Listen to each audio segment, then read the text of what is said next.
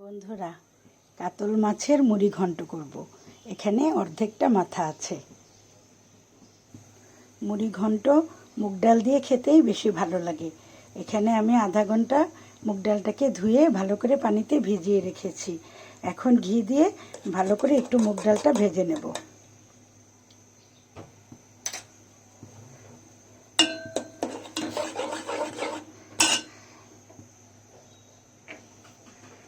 কিছুক্ষণ মুগ ডালটাকে ভেজে একটু সেদ্ধ করে নেব।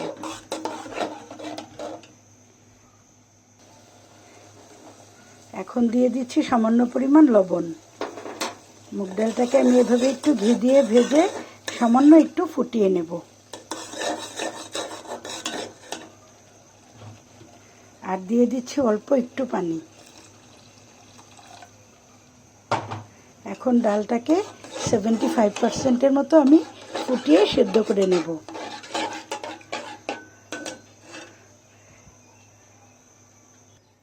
মুড়ি ঘন্টর জন্য প্যান বসিয়ে দিয়েছি। প্রথমে দিয়ে দিচ্ছি তেজপাতা, গরম মশলা, শুকনো মরিচ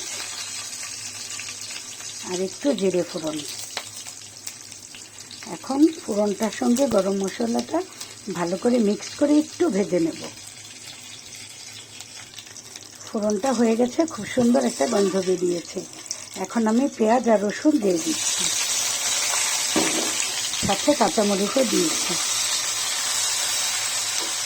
এখন ভালো করে পেঁয়াজ রসুনটাকে একটু নরম করে ভেজে নেব।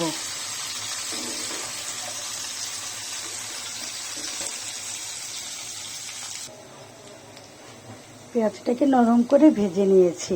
এখানে হলুদ, মরিচ, ধনে, জিরে গুঁড়ো আর লবণ রয়েছে। এখন দিয়ে দিচ্ছি।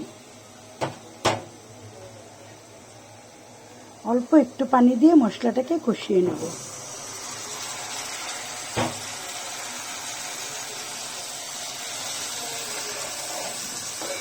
এখন ভালো করে মশলাটাকে একটু মিশিয়ে মিক্স করে কষিয়ে নিচ্ছি।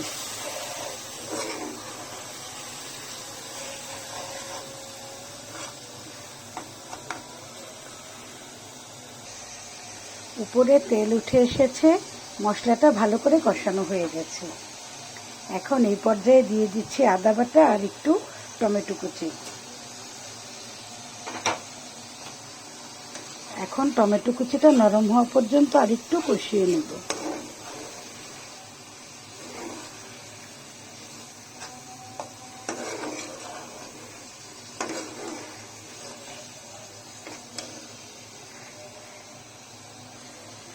টমেটোটা সফট হয়ে এসেছে।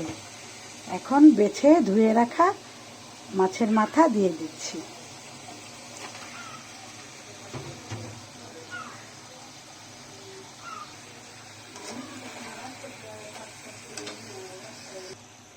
মাছের মাথাটাকে নেড়েচেড়ে ভালো করে মিক্স করে নিয়েছি আর কিছুক্ষণ এভাবে কষিয়ে নিয়েছি।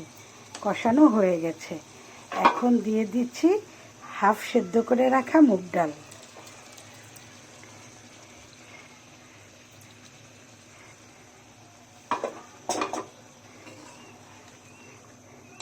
এখন মুগ ডালটাকেও ভালো করে মিক্স করে নিচ্ছি। যেহেতু মুড়ি ঘন্ট, তাই মাথাটাকে ভেঙে ভেঙে দিচ্ছি। এখন আর একটু জাল করে নেব।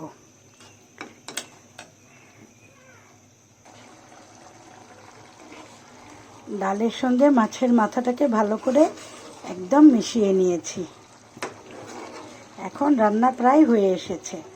সবশেষে দিয়ে দিচ্ছি অল্প একটু চিনি। এই মুড়ি ঘন্টটা ভাত, পোলাও সব কিছুর সঙ্গে খেতেই দারুণ লাগবে। কাঁচামরিচ আগিয়ে দিয়েছিলাম, তাই এখন আর দেব না, তাহলে বেশি ঝাল হয়ে যাবে।